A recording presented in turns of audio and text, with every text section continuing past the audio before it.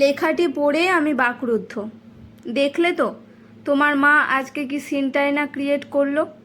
ইস, কোনো মানে হয়?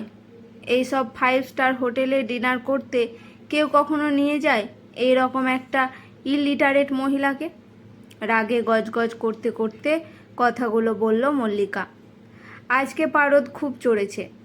পার্থ তাই মিনমিন করে উত্তর দিল। আমি কি করব? তাতান জেদ করলো বলেই তো নিয়ে যেতে হলো। আফটার অল আজ ওর বার্থডে। কথাটা শুনে মল্লিকার পারদ আরও চলল। সঙ্গে সঙ্গে গলার রেঞ্চও। What do you mean? এখন যদি জন্মদিনে তোমার ছেলে বলে যে বাবা যাও, গিয়ে গঙ্গায় ঝাঁপ দাও, তুমি কি দিয়ে দেবে? প্রশ্নটা শুনে নীরবতা পালন করা ছাড়া আর কিছুই করার ছিল না পার্থর। তবে মল্লিকা আর নীরব থাকলো না, বলেই চলল। কি করতে যে বাবা মার কথা না শুনে তোমার মতন একটা অজ পাড়াগার ছেলেকে বিয়ে করলাম কে জানে। লোকে এমনি এমনি তো বলে না ফ্যামিলি, কালচার, ক্লাস এসবের কথা। কারণ আছে। আজ বুঝছি তোমার মতো একজন এত বড় গাইনোকোলজিস্টের মা যে এ ফর অ্যাপেল জানে না, সেটা কেউ বাইরে থেকে দেখে বুঝবে? ইস, আজকের পার্টিতে আমার সব অফিস কলিগস, কলেজ ফ্রেন্ডস, রিলেটিভরা এসেছিল। কি ভাবলো আমাদের ব্যাপারে? I felt so insulted. এক নিঃশ্বাসে কথাগুলো বলে মল্লিকা এবার থামলো দম নেওয়ার জন্য। তখনই ঘরের দরজায় টোকা। ভাঙা গলায় খুব আস্তে সে জিজ্ঞেস করলো, বাবু আসবো? এতক্ষণ যার জন্য বাবুকে ফ্যামিলি আর ক্লাস নিয়ে এত কথা শুনতে হলো, সেই মহিলাকে হঠাৎ চোখের সামনে দেখে বাবুরও মাথাটায় আগুন জ্বলে উঠল। বেশ দাঁত মুখ খিচিয়েই ডক্টর পার্থ বসু তার মাকে বলে উঠল, এত সব ব্যাপারে ন্যাকামি করো কেন? বুঝতে পারি না। চলেই তো এসেছো ঘরের মধ্যে, এখন পারমিশন নেওয়ার কি কোনো মানে আছে? ও সরি, তুমি তো আবার পারমিশনের মানে বুঝবে না। বলছি অনুমতি নেওয়ার কি কোনো আর দরকার আছে? কথাটা শুনে দরজার ওপারে দাঁড়িয়ে থাকা মহিলাটা থতমত হয়ে গেল। তারপর কোনো মতে কথা সাজিয়ে আমতা আমতা করে বলল, না, আসলে প্রেসারের ওষুধটা শেষ হয়ে গেছে, 2 দিন হলো। তুই কি একটু এনে দিতে পারবি? পারবো না। কি করবে? অ্যান্ড আই ডোন্ট থিঙ্ক যে তুমি এত সহজে পরলোকে যাবে। আমার লাইফটাকে হেল না করে তো তোমার যাওয়া হচ্ছে না। কথাটা শুনে এবার মল্লিকা বলে উঠল, থাক পার্থ, আমাকে শুনিয়ে আর মাকে শাসন করতে হবে না তোমায়। যতটা ইনসাল্ট হওয়ার তো হয়েই গেছে ওনাকে পার্টিতে নিয়ে গিয়ে।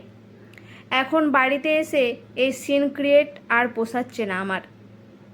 এরপর আর মল্লিকা ওই ঘরেই থাকলো না। খাটের ওপর রাখা বালিশটা তুলে পাশের ঘরে শুতে যাওয়ার জন্য পা বাড়ালো। পার্থ বুঝলো এটা ওর পানিশমেন্ট। এখন এই ঝামেলা অন্য ঘরে শোয়া। দরকার ছাড়া কথা না বলা চলবে প্রায় 7 দিন। ব্যাপারটা ভেবেই আবার ছড়ানো ছেটানো রাগটা এসে জমা হলো দরজার ওপারে দাঁড়িয়ে থাকা মায়ের ওপর। সব তোমার জন্য হলো।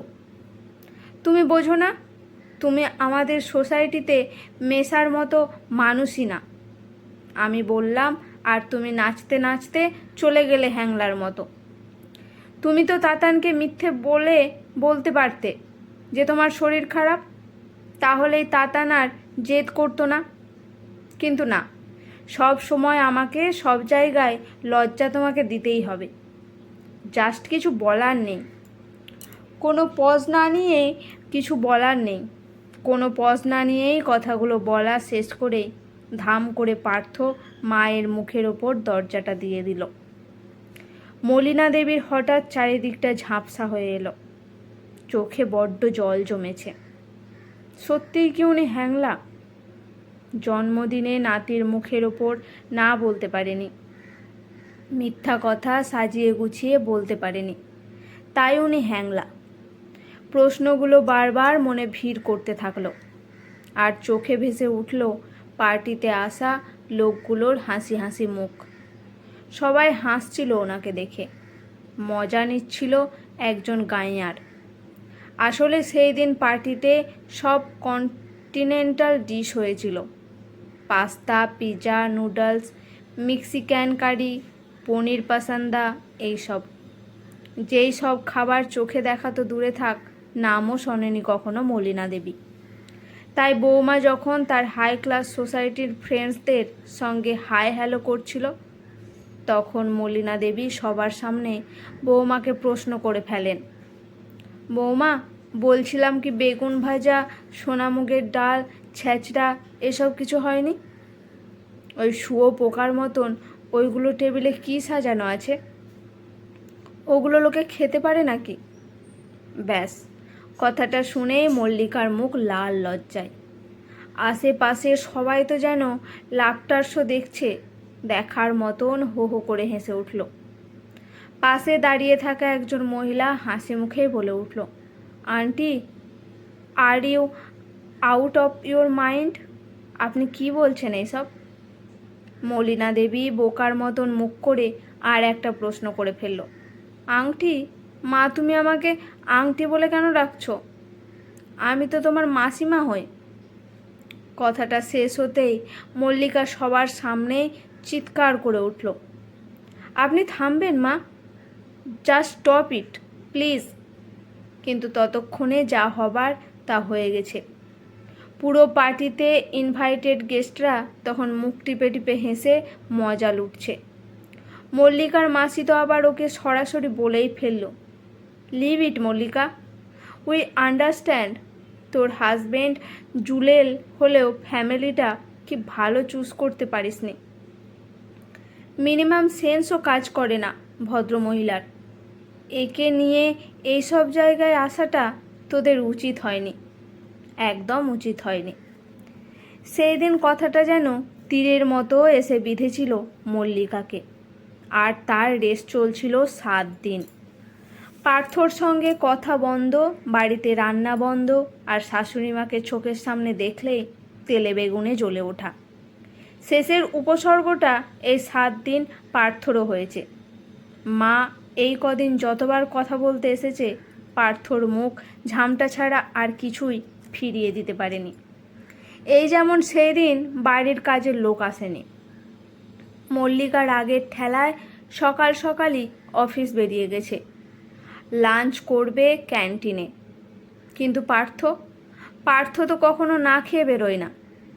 তাই মলিনা দেবী নিজেই চলে গিয়েছিল রান্নাঘরে, হাতে তেল মেখে এঁচড় কেটেছিল।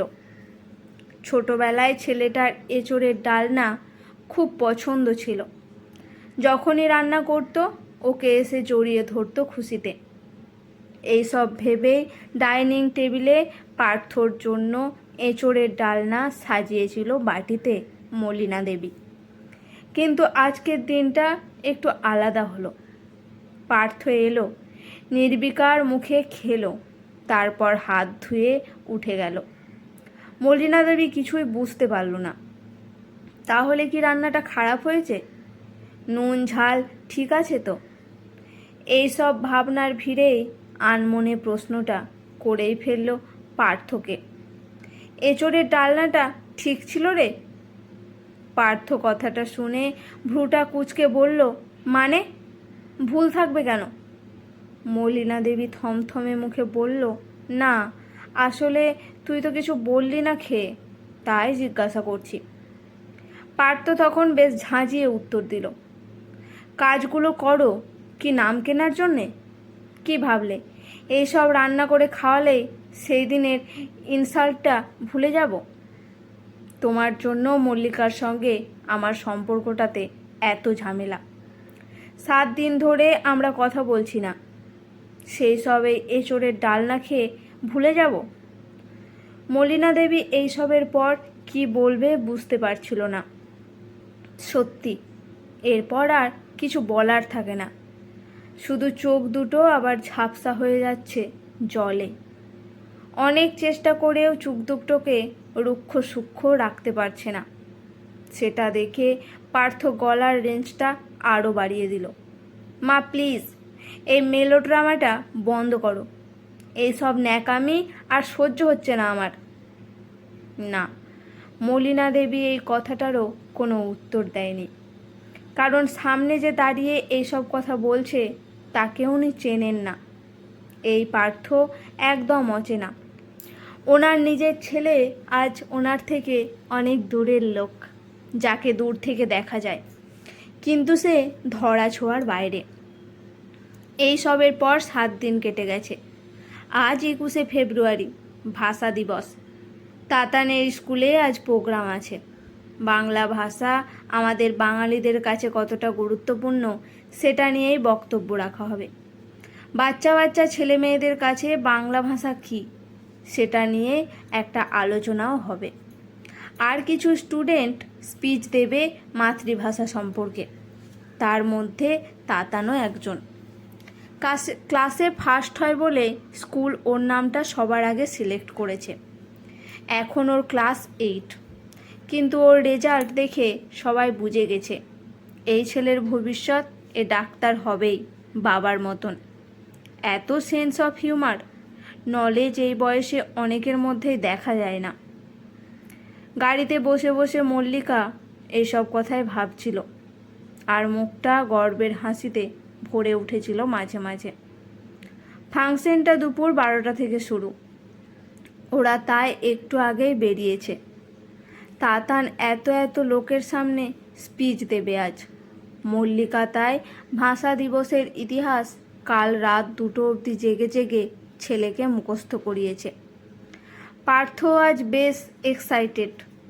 নিজের সব কাজ ফেলে আজও এসেছে স্কুলে। ছেলের স্পিচ ভিডিও রেকর্ডিং করবে, তারপর কলিগদের শোনাবে। এইসব ভাবনার ভিড়েই ওদের গাড়িটা স্কুলের সামনে এসে থামল।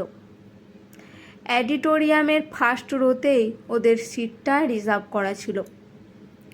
পৌঁছানোর 15 মিনিটের মধ্যেই অনুষ্ঠান শুরু করা হলো।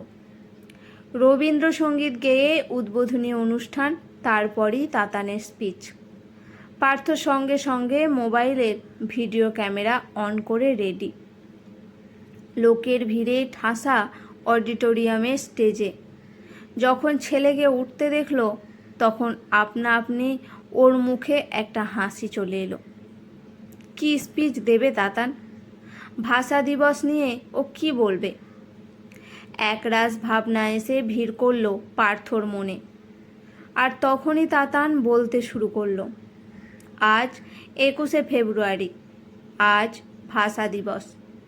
1952 সালে আজকের দিনেই বাংলা ভাষা বলার জন্য কিছু মহান প্রাণ আন্দোলন করে পুলিশের গুলি বুকে নিয়ে শহীদ হয়েছিল। এই ইতিহাসটা আমাকে মা বলেছে, কিন্তু আজ আমি ইতিহাস না, বর্তমানের কথা বলবো। ইতিহাস তো বইয়ের পাতায় গুগল সার্চ করলেই পাওয়া যায়, কিন্তু বর্তমানে বাংলা ভাষা আমাদের লাইফে কি, কতটা ইম্পর্ট্যান্ট সেটা আমি আমার বাড়িতে রোজ দেখি। আমার ঠাকুমা ইংলিশ জানে না, কারো সঙ্গে দেখা হলে hello, hi, how are you বলতে পারে না। কন্টিনেন্টাল ডিশের মানে বোঝে না। এমনকি আন্টি ডাকটাও ঠাকুমার কাছে অজানা। তার বদলে কাকিমা জেঠিমা শুনেই অভ্যস্ত। আর এই সবের জন্যই ছোট থেকে দেখছি আমাদের বাড়িতে আমার ঠাকুমাকে নিয়ে সবার খুব লজ্জা। বাবা নিজের ফ্রেন্ড সার্কেলের সঙ্গে ঠাকুমার পরিচয় করিয়ে দেয় না কখনো। বাড়িতে কিডি পার্টি হলে মা ঠাকুমাকে স্ট্রিক্টলি বারণ করে দেয় যেন নিজের ঘর থেকে না বেরোয়। ড্রয়িং রুমে ভুল করেও সবার সামনে আসে না। এমনকি আমার বার্থডে পার্টিতেও ঠাকুমার এন্ট্রি আমার মা বাবা পছন্দ করে না। ঠাকুমাকে নাকি 5 স্টার হোটেলে নিয়ে যাওয়া যায় না, তার জন্য 7 দিন ধরে বাড়িতে ঝামেলা হয়। মা বাবার সঙ্গে কথা বন্ধ করে দেয়। ছোট থেকে আজ অবধি দেখেছি মা বাবা ঠাকুমাকে যেন সবার থেকে লুকিয়ে রাখতে চায়। গড় করে ইংলিশ বলতে পারে না বলে সে এথিকেটস জানে না, লোকের সাথে মিশতে জানে না, মুখ খুললেই ব্লান্ডার করবে, এই রকম একটাই ধারণা সবার। যদিও আমার ঠাকুমা দারুণ দারুণ রান্না করতে পারে, ভীষণ সুন্দর গানের গলা এই বয়সেও, রবীন্দ্রসঙ্গীত খুব সুন্দর গায়, দারুণ ভালো গল্পও বলতে পারে। ছোটবেলায় তো মা বাবা অফিস থেকে অনেক রাত করে ফিরত, তখন ঠাকুমায় আমাকে ঘুম পাড়াতো রূপকথার গল্প শুনিয়ে। না, ফেয়ারি টেলের মানে না জানা থাকলেও ব্যঙ্গমা ব্যঙ্গমি কী কথা বলে সেটা জানে ঠাকুমা।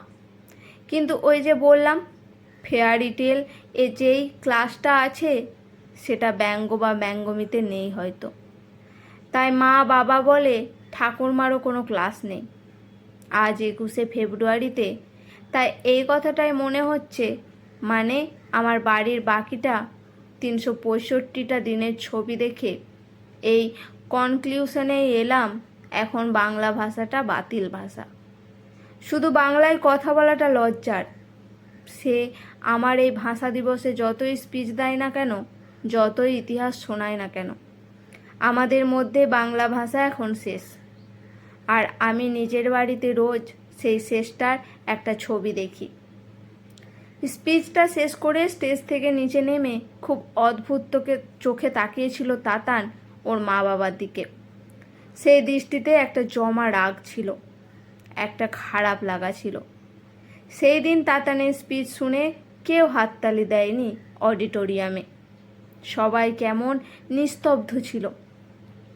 আসলে বাস্তবের মুখোমুখি হয়েছিল হয়তো সবাই, রোজকার বাংলা ভাষার বাস্তবের। আর সেই দিন হাজার চেষ্টা করেও পার্থ আর মল্লিকা নিজের চোখ দুটোকে ওপরে তুলতে পারেনি, বারবার লজ্জায় সেটা নিচে নেমে যাচ্ছিল। পার্থর ভেতরে একটা জমা কষ্ট হঠাৎ যেন এসে জমা হলো। সত্যি, যেটা ওর ছেলে বুঝলো এই বয়সে, সেটা পার্থ এতদিন সাকসেসফুল একটা মানুষ, এত বড় একজন ডাক্তার হয়েও বুঝতে পারল না। মাঝে মাঝে ভিড় রাস্তায়, ট্রাফিকের জ্যামে মায়ের মুখটা ভেসে আসছিল চোখের সামনে। সত্যিই তো, মা কি সুন্দর গান গাইতো, কত সুন্দর সুর ছিল মায়ের গলায়। এতদিন যেন ভুলেই গিয়েছিল পার্থ সেই সুরটাকে। মা তো ওকেও ছোটবেলায় রূপকথার গল্প শোনাতো, রাজপুত্র রাজকন্যা, রূপকথার দেশ। আর আজ পার্থ তো ওর মার সাথে 2 মিনিট বসে কথাও বলে না দরকার ছাড়া। কি করে কবে ওর মা ওর কাছে লজ্জা হয়ে গেল, ও বুঝতেই পারল না। কথাটা ভাবতে ভাবতে ফ্ল্যাটের সামনে এসে গাড়িটাকে থামালো। লিফটে উঠে 4 তলার বাটনটা প্রেস করলো। একটা সময় স্কুল ছুটি হলে মাকে দেখার সে একটা তাড়া থাকতো, আজও ঠিক সেই রকম একটা তাড়া আছে ওর। মাকে দেখতে, মায়ের সাথে কথা বলতে খুব ইচ্ছে করছে আজ। ফ্ল্যাটের দরজার সামনে এসে তাই জোরে জোরে কলিং বেলটা বাজালো। 2 মিনিটের মধ্যে কাজের মাসি মিনতি দরজাটা খুলতেই পার্থ হুড়মুড়িয়ে বাড়ির ভেতর ঢুকলো। কেমন যেন উদ্ভ্রান্তের মতো লাগছে ওকে। ড্রয়িং রুমের কোথাও মাকে দেখতে না পেয়ে মালতীকে প্রশ্নটা সে করেই ফেলল, কী রে, মা কোথায় রে, তাড়াতাড়ি বল। মালতী নির্বিকারভাবে উত্তর দিল, কোথায় আবার, নিজের ঘরেই থাকবে। পার্থ আর টাইম ওয়েস্ট না করে দৌড়ে মায়ের ঘরে গিয়ে দরজাটা ধাক্কা মেরে খুলল। হঠাৎ পাটা থমকে গেল। ঘরের মাটিতে মা পড়ে আছে, নিথর একটা শরীর, তবে মুখে একটা শান্তি, জীবন থেকে মুক্তি পাওয়ার শান্তি। পার্থ সেদিন মাকে অনেক ডেকেছিল, অনেকবার মার শরীরটা ধরে ঝাঁকিয়েছিল, অনেক চেষ্টা করেছিল মায়ের সাথে কথা বলতে, কিন্তু সেদিন মা আর কোনো উত্তর দেয়নি। মা সারা জীবনের মতো চুপ করে গিয়েছিল। পার্থ মায়ের নিথর শরীরটা বুকে জড়িয়ে ধরে বসেছিল অনেকক্ষণ। ওর যেন মনে হচ্ছিল মাকে যদি এইভাবে আগলে রাখা যায়, ফিরিয়ে আনা যায় নিজের কাছে। কিন্তু পার্থ বুঝতে পারেনি সময় শেষ। কিছুক্ষণ বাদে যখন মল্লিকা আর তাতান ঘরের নিস্তব্ধতা ভেঙে ঘরে ঢুকলো, ঘরের ভেতরে, তখন ওর স্তম্ভিত ফিরল। মায়ের ঠান্ডা শরীরটা ওকে বুঝিয়ে দিল হঠাৎ যে সব শেষ। 3 ঘন্টা বাদে ডেথ সার্টিফিকেট লেখা ছিল স্ট্রোক অ্যাটাকের জন্য মৃত্যু। পার্থর রিপোর্টটা চোখ বুলিয়ে যেন পাটা টাল খেয়ে গেল।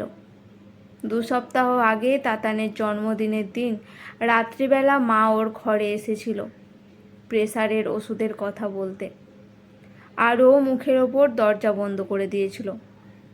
তারপর তো ওষুধের কথাটা ভুলেই গিয়েছিল।